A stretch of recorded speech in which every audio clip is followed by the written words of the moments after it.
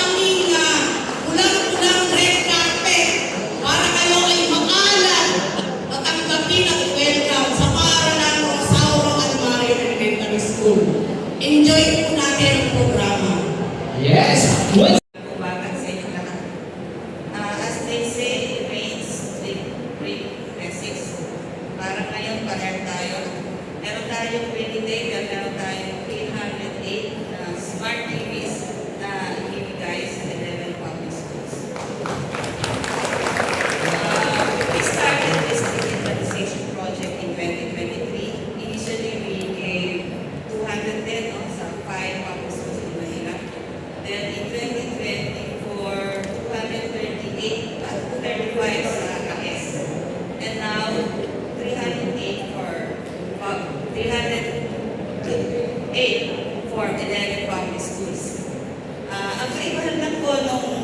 dalawang taon ay 50 inches, pero ngayon po, i-level up na natin 55 inches ang size nito. So, we have different educational projects here in Manila with the presence of our beloved Yorme. Recently, aside from the sports equipment here, we also had our rehabilitation of the lecture hall in PLM. And for next year, may binubuo pa rin kami, every year po, meron kaming project for Manila. And gusto ko lang pag-alalan itong si Milky, siya po yung may kagagawa ng mga lahat ng Manila Edo projects. Palagi siyang nag-iikot. Ako pipirma lang po ako sa mga nire-recommend ka. And of course, we are always aligned with your best programs and projects for the youth here in Manila. For the 11 public schools, ang request po lang namin, hindi lang po alagaan yung mga TVs natin. Anyway, kasama po yung brackets. Kasi baka may masito ng mga bata at papatay, sayang. So may bracket na yan para safe yung ating mga TVs. Ang request po namin, alagaan niyo po yung ating learners, not only academically, but also sa values. Let us shape our youth to be good citizens of the country. Hindi lang sa aptitude, but attitude. So, yun po ang kailangan natin, yung poverty natin ay hindi lang sa economics, poverty in values. Yung ating moral fiber, yung actually yung problema natin. Minsan, ito, nababanggit ko sa ibang mga speeches ko. Minsan, yung graduate pa nung saan sa prestigious school, pero siya yung nangungunang, you know what I mean. Pero meron dyan janitor grade 3, nakapulot ng wallet, sinosole. So, yung education, hindi lang about academic, yung academic background mo, kundi yung pagkatao mo character. So, ang request ko sa mga teachers, hindi lang academics ang ating ituro, kundi yung values. That will help the country grow. Morals talaga ang ating kailangan, more than the academics. Okay. Thank you again, and Yorme, thank you for your presence. Iba talaga ang launch ng mga projects pag nandito ka. May mga orange namin nagpapaganda ng venue. Pag dumating ka, mas lalo maraming orange Okay, again, thank you very much, and thank you. Once again, according to PPO's City Administration and Mr. Alan M. Balmoria, Manager, Planning and Finance.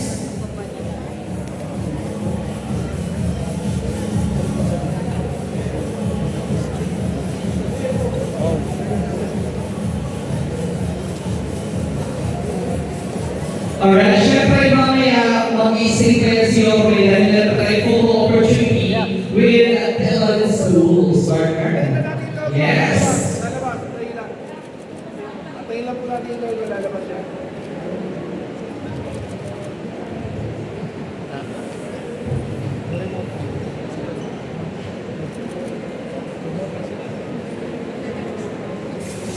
Ayun.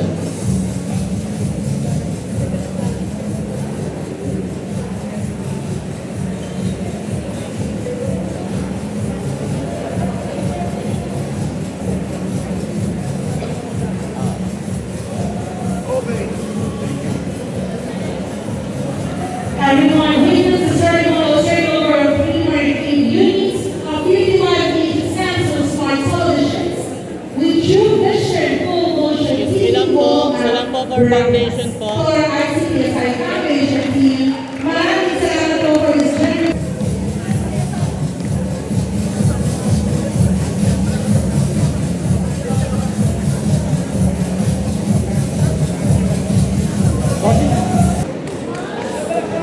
Once again, a round of applause to ICPSI Foundation. She gave us an inspirational message. Definitely officials, school heads, and PSC. Honorable Francisco Scott Lorena Dugaso.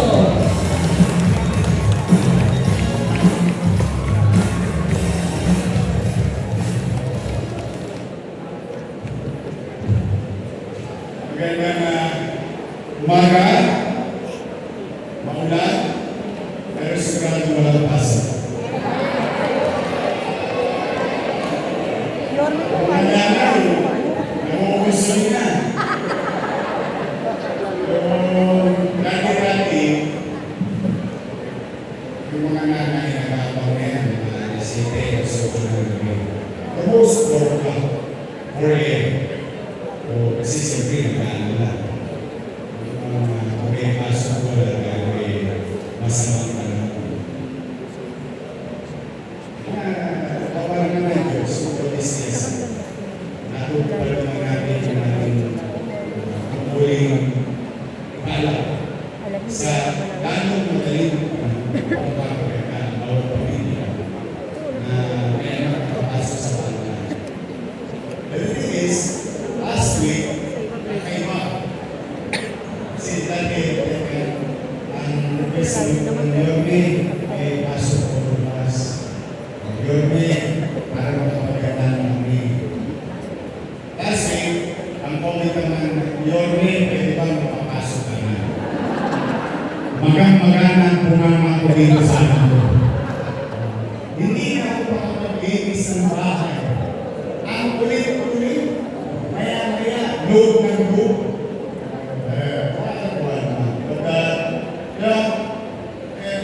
It's really, if we were in the situation, and then can we share, o kapalagi ko kasi yung pagpapasya.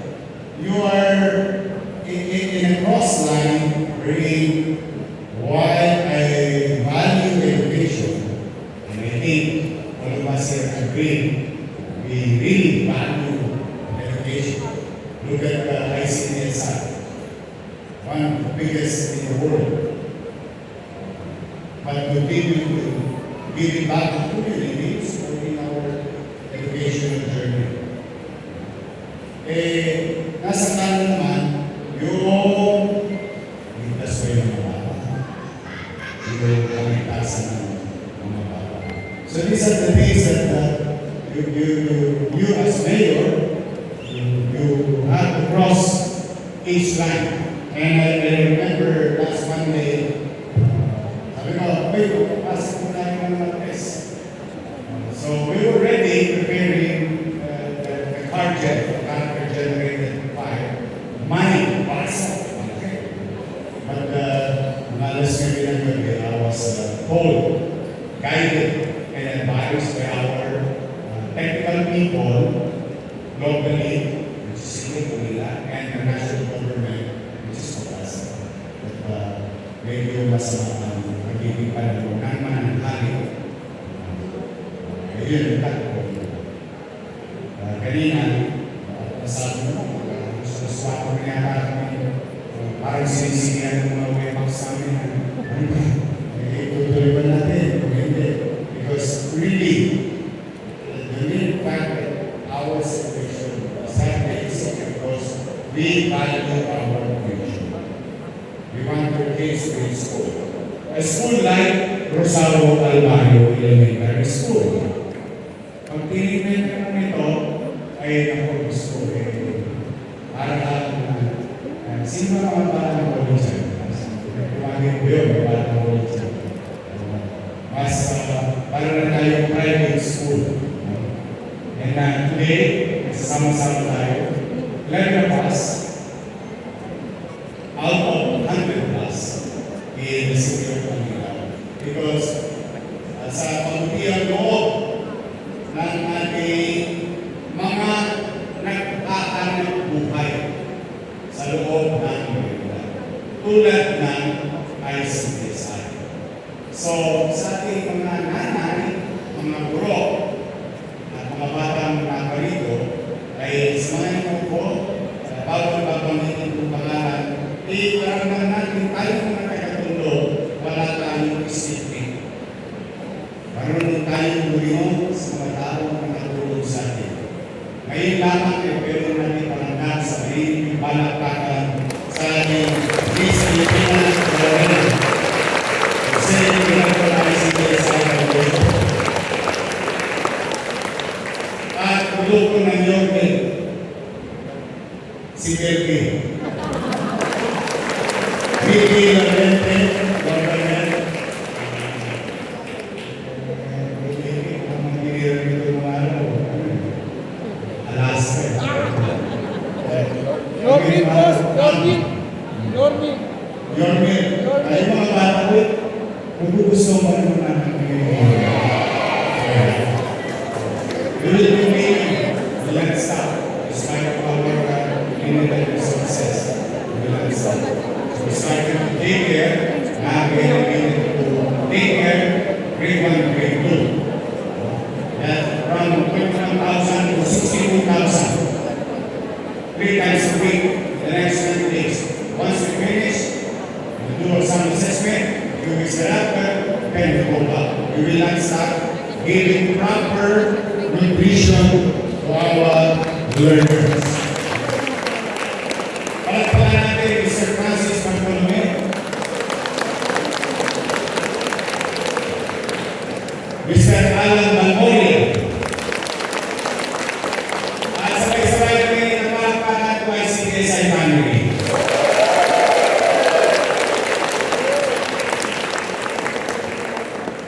Isabel Luis Reyes, magkasalamat kay Mayor Paez, Marcela Lucilio, Manuel Quezon, Vicente Lee, Arsenio Isakson, Juan Hernandez, Rio Sito, Cecilia Pustol, Almario Elementary School. Pero naman hindi natin.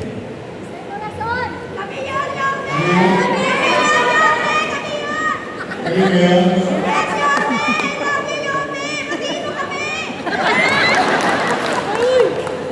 Alam niyo, may kasabihan, good things come to those who wait. Today, we are gathered with despite the environmental challenges sa ating kapaligiran. Pero tuloy tayo. Kulang lang yan. Yung nga malamang rin, malagpasan namin. Kulang pa kayo. But I'm happy today, through the generosity of ICSI, we are going to receive parts, home parts of every school nowadays, especially private education system or institution. As you know, since I showed last year, we've been trying to catch up with the lost opportunity to fully equip our public classroom. We've done it 3 times already, and we were going to continue putting up those equipment in our educational institution. The same thing with what we're doing with our medical welfare facility. Ngayon, sa mga maraming pinalo dyan, shout out. Baka magkasakit kayo sa puso. Huwag kayo magalala. May angiograph and angioplasty ang lungsod ng Maynila. This will cost you about 58,400 procedure. And angioplasty will cost you about 1 million peso in heart center, or PGH about 500 to 1 million. In the private sector, private hospital cost you about 1 million or 2. But in the city of Manila, the hospital of Manila, the one that we built, what you call Cat Lab, we are now able and capable of doing such life-threatening procedure. Nakalima na tayo sa underground, 50 plus na, simang minsan natin, last quarter of 2025, when I shoot off this last year. Sayang lang, ginaya ko sa natupang mo, hindi yung ginamit yung ginawa natin yung tato. But then again, we move on, we use it now. If and if, huwag naman lopin ng Diyos, huwag naman. Para maulaan kung sino kakasakit o hindi. But, even if we are ready. And total bill that you're going to pay, compared to 1 million or 500,000 or 2 million or 500,000, total bill that you're going to pay after the procedure, zero.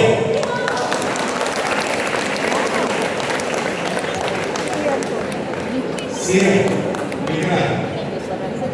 The women before me today, mag-check up pa kayo sa mammogram. P1.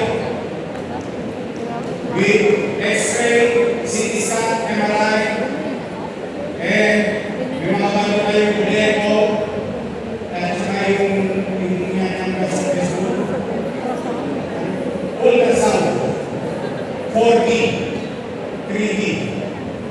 We just opened yesterday a community-based first time. We're trying to go further in our dialysis center, community-based. And next week, I'll be here to go again with regard to the full rehabilitation of the entire building and new equipment for dialysis here in God and Rest Bonifacio. School, city government. School, private sector. Nagkatulong-tulong. Siguro naman, hindi na tayo maniniwag sa reading comprehension. Yes, I have to be honest. We today is one of many schools in the entire country who are now being challenged with our products. Some of our students are having a hard time with regard to reading comprehension. And like before, the entire leadership of almost 100 schools in the city of Manila, your city government is hiring for limited resources. 2 days ago, I just approved a 100 billion peso program for our challenged learner who's having a hard time with reading comprehension. Maraming salamat kay Director Cayola. We will address that. We will address yung kulang. Gagawin natin sabat. Kung kaya natin ang konti, then so be it. But we have to achieve the minimum, the bare minimum. Pag may sobra, talagang ba natin. Kaya kung nangyayalay, kung natin kayo, today, nakasama-sama tayo sa isang programa na at least, in my opinion, when I can honestly say, it is within the program of this administration to focus on MBN, minimum basic needs, MBN, and speaks of housing, education, healthcare, and jobs. Kapag ang pamilya, lalo sa ganitong panahon, may mabuti ang maayos at masusulungan. At ang tatay ng pag-aaral ko ay dahil bigyan ng oportunidad kumain ng hindi. At ang bali papasok ay sa mga ayos sa eskwelahan, konkret na. Hindi pag sila kasakit, ang pamilya may mapupunta ng maayos na ospital. The rest, paalam na kayo. Kaya nyo na yun. Because you need to do also something for yourself. I am not the one who's going to. Hindi ka ako ang sasagot sa sinaguran. Magre-review para sa examination. And so on and so forth. But we will continue to do so. Kaya hindi ko binanggit ang separasyon ng Jesus.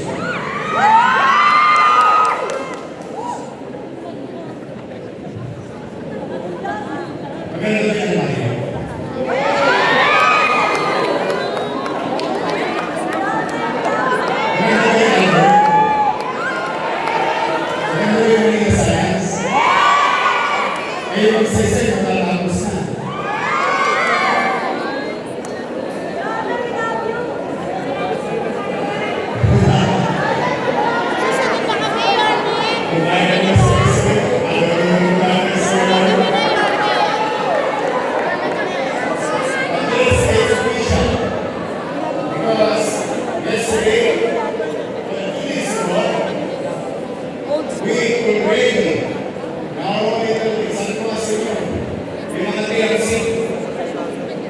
Hindi lang siya sinasabi.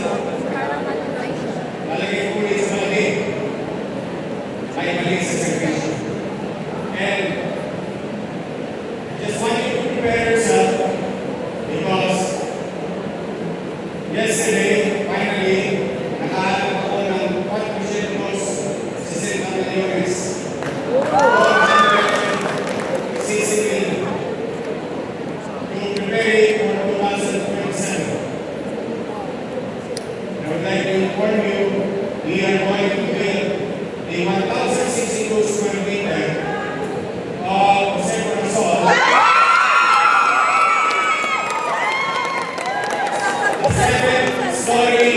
dahil wala education para sa isa.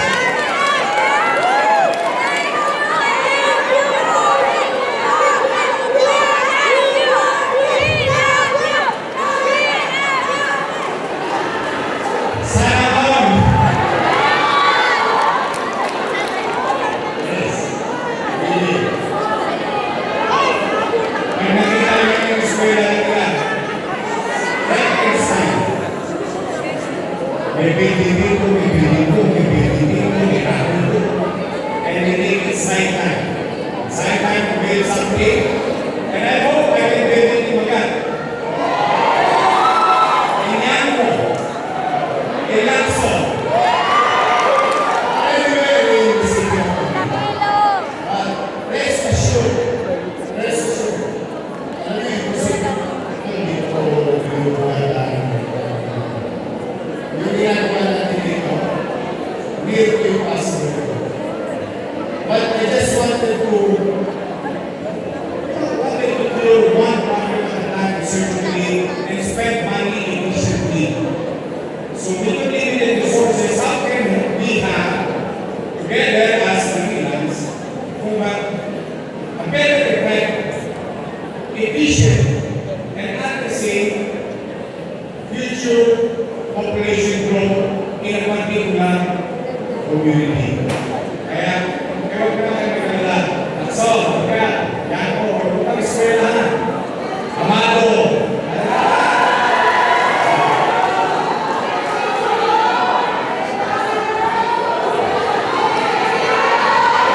sino? Okay, magkalala. Hanggang gusto nyo ako sa Maynila, hindi na paalis sa Maynila.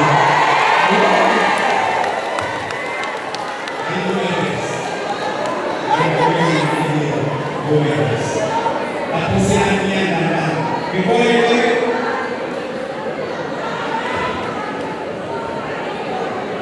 we must continue to acquire so many things.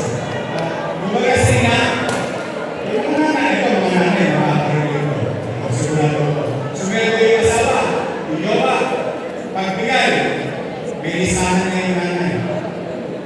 Sa lisahan, may mabok na. Kung yun nang kailangan ibigay. Tapos mayroong konting pamantika sa lapit. Kumbaga, pwede naman para matingnan naman natin ito. So, that's how we are utilizing our limited resources. But rest assured, as long as I'm here, despite ayaw na ipag sa inyo malungkot ang buhay ng gobyerno. Malungkot na ang buhay ng talaga malungkot ako. But, we, us, and the national government and private sector, we will continue to work hard to come up with better days. Not only for the immediate needs, but also for the future needs of others. Lastly, I'd like to inform you, ay mga anak nito total mga chikiling pa. Kaya ninyo ng mag-doktor, mag-nurse, mag-medtech, at nag-aaral ka ng doktor, umigit mo mo lang sa buong lifetime niya, almost 10 million pesos. Almost. Nurses, a few millions. Medtech, high-tech, and so on and so forth. As we speak today, we completely destroy the entire old building ng Hospital ng Maynila. Because we, Manilans, going to build a new pamantasang Luzon ng Maynila College of Health and Sciences. We are on track. Nasa tamang pecha ang barangay sopa. Kaya sabihin na sa mga nakapos mo. Why? Why am I telling you this? Because today we still continue to produce doctors, students in here.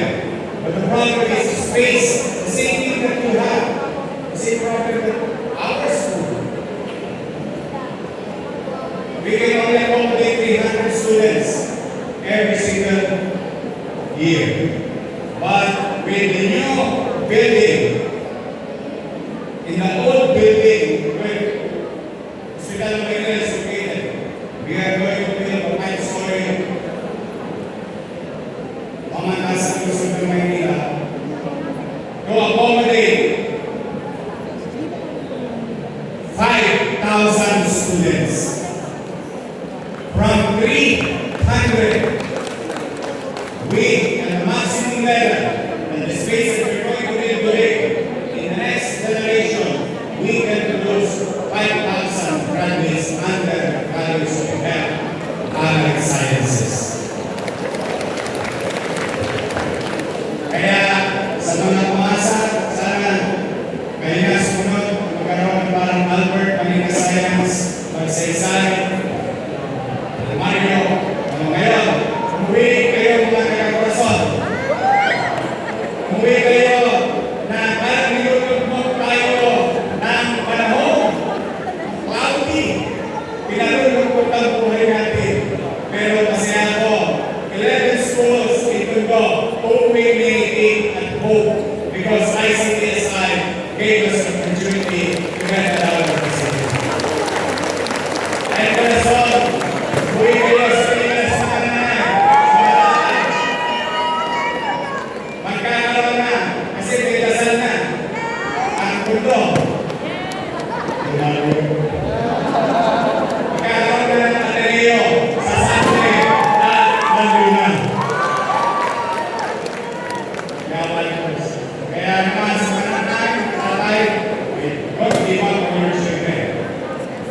Pray, munting paalala. Tatlo, kayo naman champion.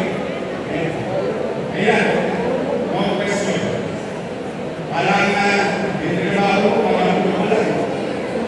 Nagiging ka ng 50 pieces na ito eh. Yung pieces sa first puso. Ang mahirap. But, it's not it all. Move on. Continue to aspire, continue to do things, your responsibility. Don't do so with your children, our children. And I don't know if it's better reminder. Kapag pili ka pa tayo ng nanay, ng alay, isipin nyo, may isang nanay ang pangalan ng Chayong. Never gave up on his son. And his son became the mayor of the city of Manila. Sa nangyari sa akin, pwede ba mangyari sa akin? Ay sa akin rin po. Nobody kasi wala na. Kaya kampanan nyo, ang tutuloy ninyo bilang magulang sa pag-aaral natin. Kampanan ng mga guro, teaching and teaching personnel ang kanilang obligasyon sa loob ng ating institusyon. Kagampanan ko ang ating tutuloy, ipilitin ko natin maging mainam, masino, at episyente na tugunan,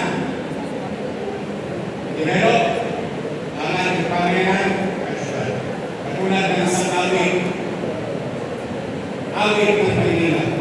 Isinad ko, Maynila, Maynila, dalhin ko ang Maynila. Tayo sa mundo, ako'y naniniwala na ang mundo ay pantayan ng husay at talino. Magandang umaga, magpalalayo kayo ng Pagkakataon. Ay, Sintesan, maraming salamat. Manila! Once again, ladies and gentlemen, Yame Isko Moreno!